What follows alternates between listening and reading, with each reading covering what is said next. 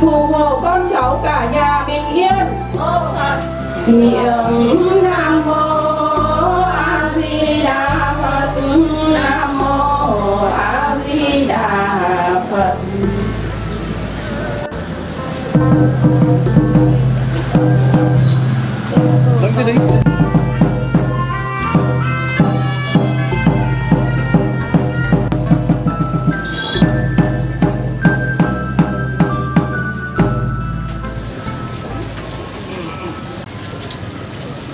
Kính thưa hương hồn bà Phạm Thị Lụa, kính thưa tang chủ cùng tang quyến, kính thưa bà con nhân dân có mặt trong tang trường hôm nay. Bà Phạm Thị Lụa sinh ngày mùng 1 tháng 1 năm 1954, quê quán xã Bình Nguyên, huyện Kiến Xương, tỉnh Thái Bình, cư trú tại thôn Kim Tân, xã Kim Sơn, thị xã Sơn Tây, thành phố Hà Nội. Sau một thời gian, bà mắc bệnh hiểm nghèo và đột ngột ra đi lúc 15 giờ 50 phút ngày 25 tháng 5 năm 2025, tức ngày 28 tháng 4 năm Ất Tỵ, hưởng thọ 72 tuổi. Bà ra đi để lại niềm thương tiếc cho gia đình cùng bà con lối xóm. Trước khi tiễn đưa bà Lụa về nơi an nghỉ cuối cùng, thay mặt ban lễ tang, tôi xin trân trọng giới thiệu ông Đinh Văn Biết, trưởng thôn lên đọc lời điếu. Xin kính mời ông.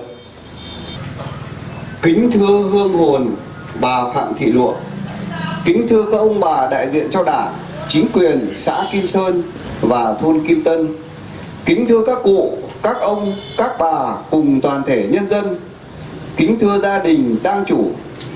Bà Phạm Thị Lụa sinh ngày mùng 1 tháng 1 năm 1954 tại xã Bình Nguyên, huyện Kiến Xương, tỉnh Thái Bình, nay trú tại thôn Kim Tân, xã Kim Sơn, thị xã Sơn Tây, thành phố Hà Nội.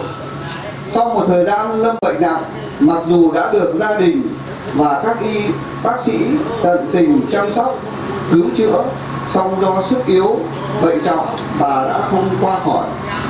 Tại thế hồi 15 giờ 50 phút ngày 25 tháng 5 năm 2025, tức ngày 28 tháng 4 năm Ất Tỵ, hưởng thọ 72 tuổi. Đây là một tổn thất to lớn đối với gia đình và bà con nhân dân thôn Kim Tân. Tổn thất này để lại cho gia đình nỗi đau khôn lường và bà con lối xóm bao nhiêu tiếc thương vô hạn. Kính thưa các cụ, các ông, các bà Phạm Thị Lụa sinh ra trong một gia đình có 8 anh chị em, 2 trai, 6 gái. Bà là con thứ 3 trong gia đình. Những năm tháng sống cùng cha mẹ đẻ và anh chị em trong nhà, bà luôn được đánh giá là một người con hiếu thảo, một học sinh ngoan, ham học hỏi. Khi lớn lên, bà tham gia làm cô nuôi dạy trẻ tại địa phương được gần 15 năm. Quá trình tham gia công tác được lãnh đạo, chính quyền và nhân dân địa phương đánh giá cao. Hàng năm luôn hoàn thành tốt mọi nhiệm vụ. Từ năm 2011 đến nay, được sự nhất trí của đại gia đình, bà lên ở cùng với gia đình anh trai tại thôn Kim Tân, xã Kim Sơn, thị xã Sơn Tây, thành phố Hà Nội. Trong suốt quá trình sinh sống cùng với gia đình anh trai, bà luôn được gia đình và bà con láng giềng yêu mến, được lãnh đạo chính quyền thôn ghi nhận là công dân tốt. Chỉ còn ít phút nữa thôi, bà sẽ vĩnh biệt chúng ta về với tổ tiên, về chốn vĩnh hằng theo quy luật của tạo hóa, để lại cho gia đình, người thân, bạn bè, xóm làng niềm tiếc thương vô hạn. Trước giờ phút tiết biệt đau thương này, thay mặt cho toàn thể bà con nhân dân thôn Kim Tân, chúng tôi xin được chia sẻ nỗi đau mất mát cùng toàn thể gia đình và xin được gửi tới gia đình lời chia buồn sâu sắc nhất. Kính thưa hồn bà Phạm Thị Lụa, chúng tôi cán bộ nhân dân thôn Kim Tân cầu mong cho bà nơi suối vàng siêu sinh tịnh độ, đặng phù hộ độ trì cho gia đình, làng xóm, quê hương, đất nước đoàn kết tiến phát bền vững. Trước linh hồn bà, chúng tôi xin được dành phút mặc niệm để tiễn biệt bà. Cuối cùng xin kính chúc linh hồn bà an giấc ngàn thu nơi chín suối. Phút mặc niệm bắt đầu.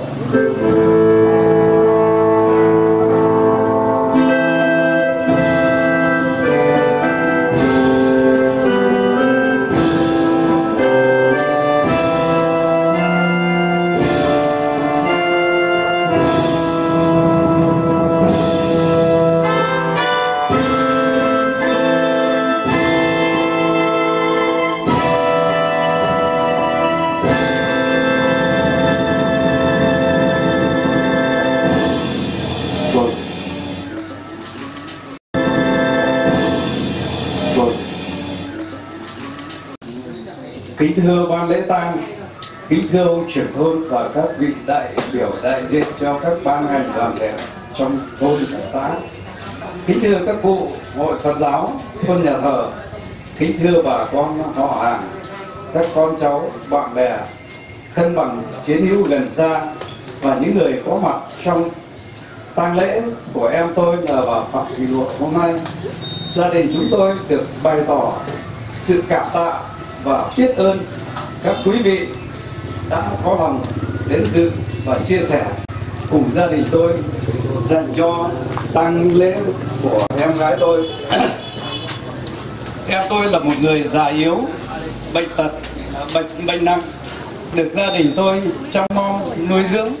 Em tôi là một người tạm trú ở thôn mình, nhưng khi phải xa rời thế giới này thì đã được chính quyền, được bà con lối xóm cảm thông thương mến, tổ chức tang lễ theo thủ tục quê hương mình long trọng và đầy tình nghĩa. Một lần nữa tôi được thay mặt cho gia đình, cho dòng họ tỏ bày lòng biết ơn sâu sắc đến tất cả mọi người và xin có lời mời các quý vị sau khi đưa em tôi đến nơi an nghỉ cuối cùng thì mời các quý vị về lại gia đình tôi dùng bữa cơm thân mật để chia buồn cùng gia đình. Xin ghi tặng và cảm ơn. Nam mô